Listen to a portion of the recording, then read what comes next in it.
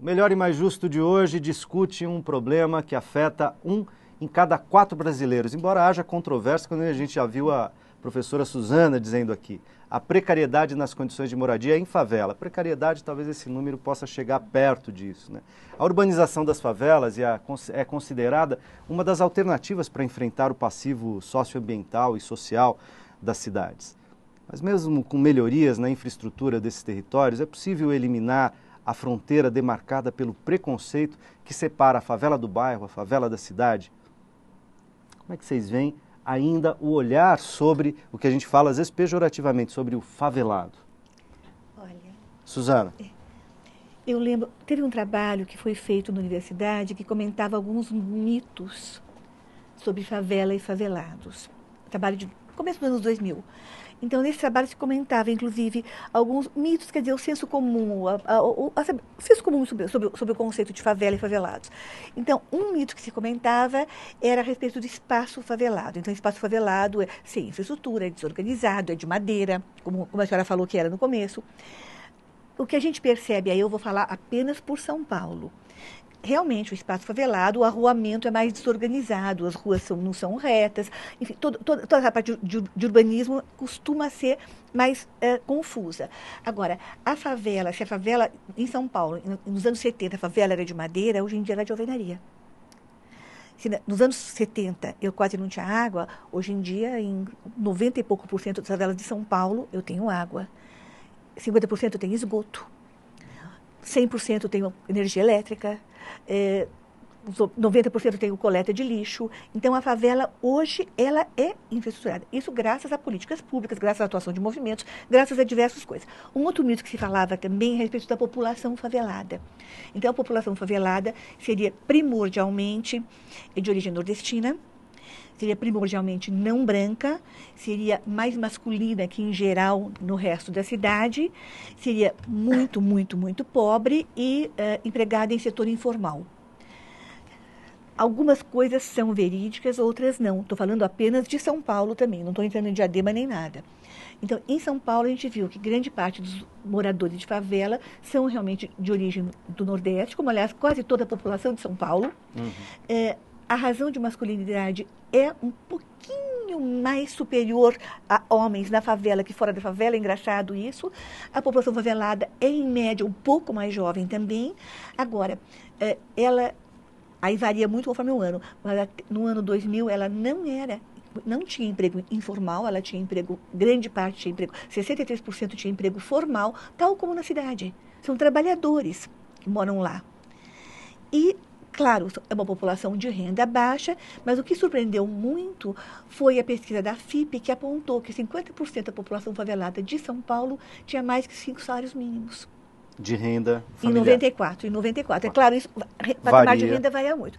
E o terceiro mito de favela, que a gente sempre comenta assim, favela, como se fosse genérico, um comum. Como se todas fossem, umas fossem iguais às outras, e não é nada disso. E não são. Dentro da favela tem diversidade e entre favelas também.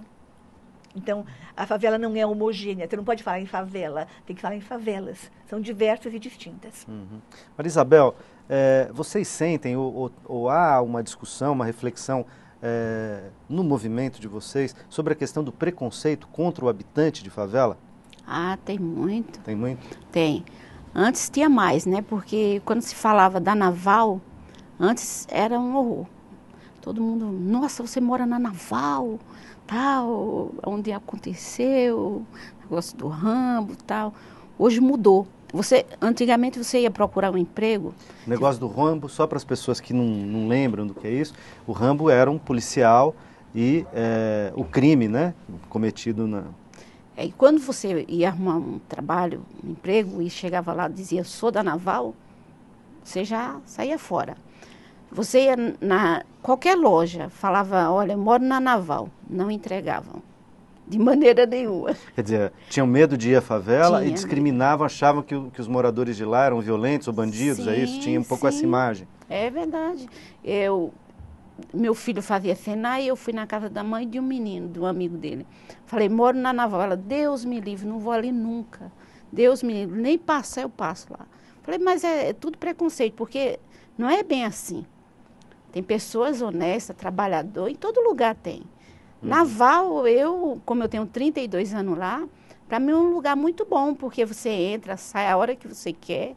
Não tem esse problema, sei lá, que muita gente fala, né? Que é perigoso. Em todo lugar é perigoso. Só que eles discriminam, quando fala da Naval, eles discriminam mais. Hoje mudou, porque você fala, onde você mora?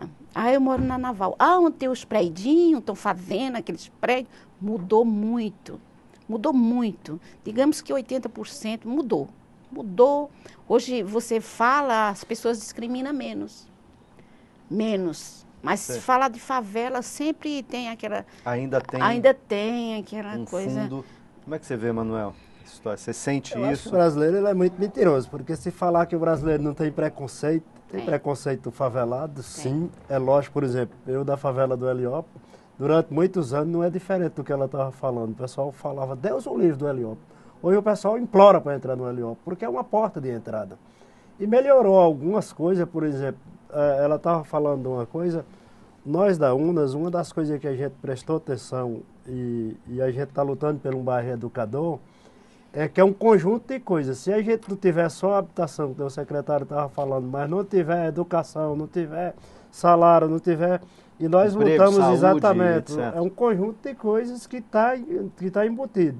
O ano atrasado, nós fizemos uma parceria com a São Marcos e a gente conseguiu São Marcos Universidade, faculdade. 1.000 bolsas lá, gratuito, para poder exatamente os nossos funcionários e o pessoal, nossos parceiros, estudar e fazer uma faculdade para poder... Moradores de Heliópolis. Moradores de Heliópolis.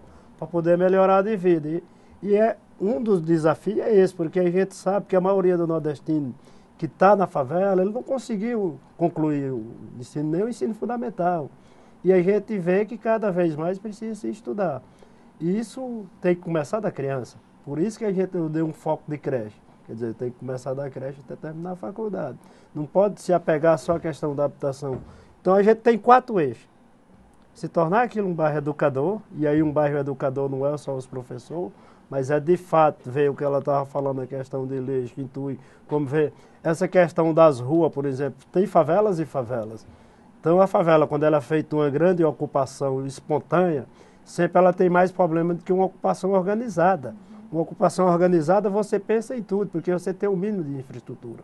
E essas pequenas ocupações, às vezes os caras criam mais viela. Eu não sou a favor de criar viela.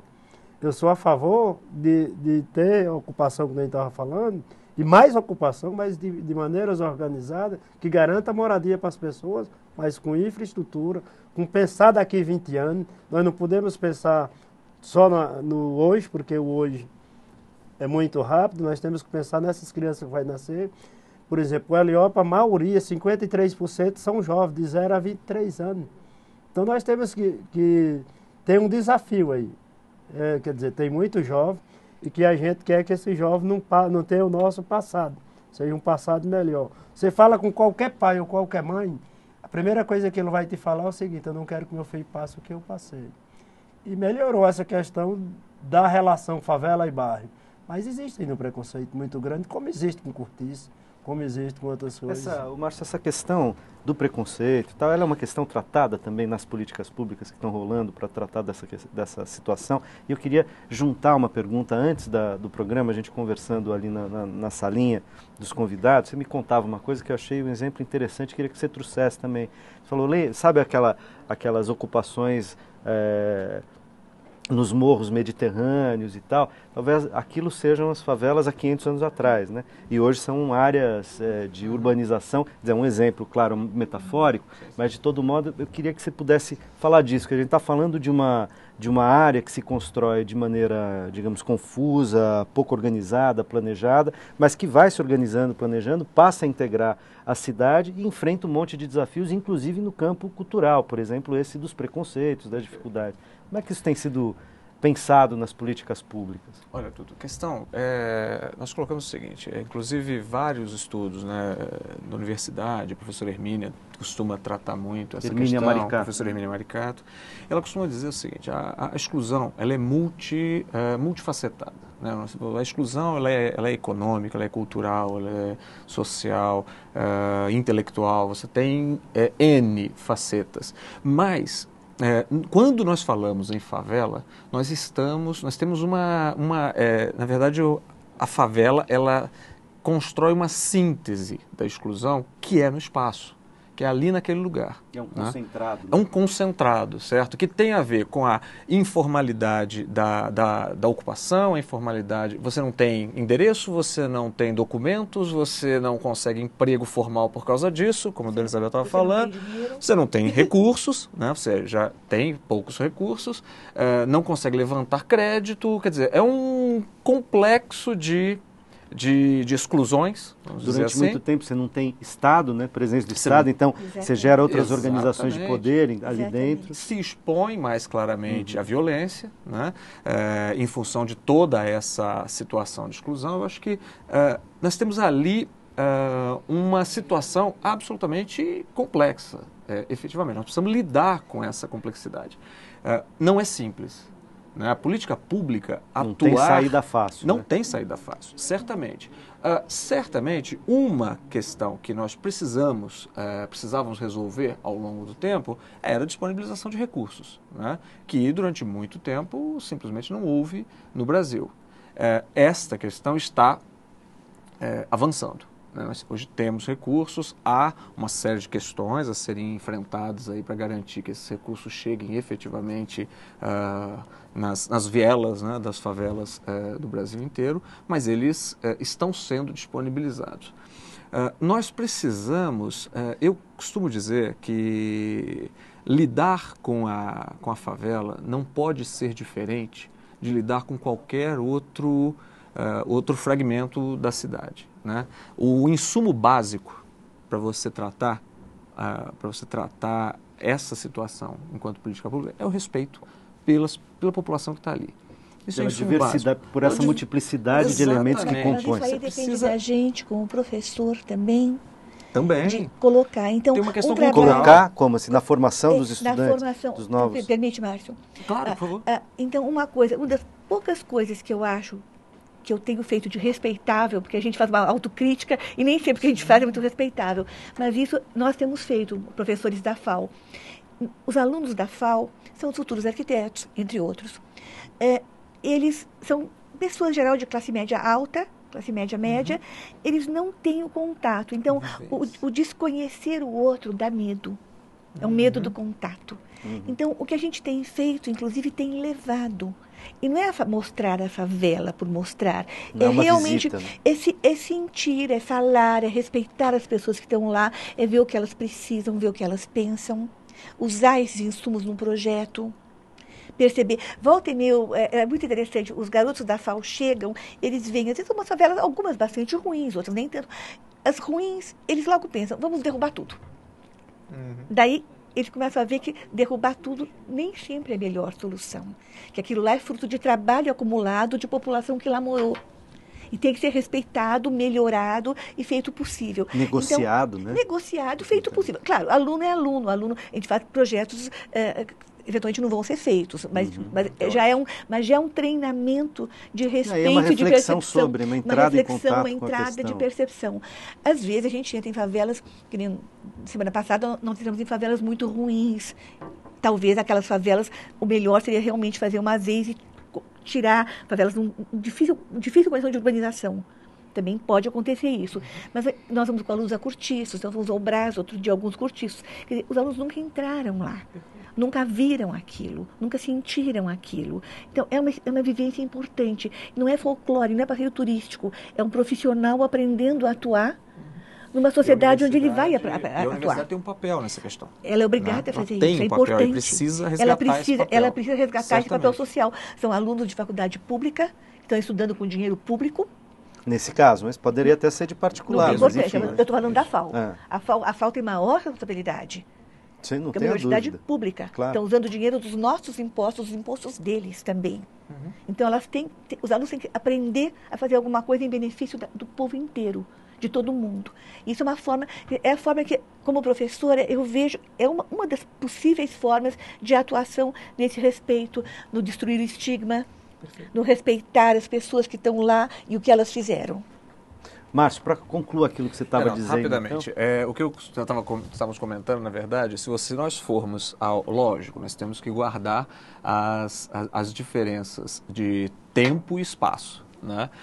Mas o que nós temos hoje, se nós formos ao Mediterrâneo, por exemplo, né, naquelas ocupações de montanha... É medieval. Medieval, exatamente, que é um pouco a ocupação espontânea. Essa é a questão, certo?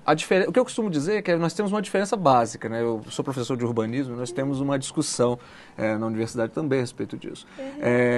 Qual a diferença entre as ocupações mediterrâneas e as nossas favelas? A diferença, na minha avaliação, são duas, basicamente. Densidade, e isso tem a ver com a quantidade de pessoas que nós temos hoje e haviam na ocasião, e 500 anos de investimento.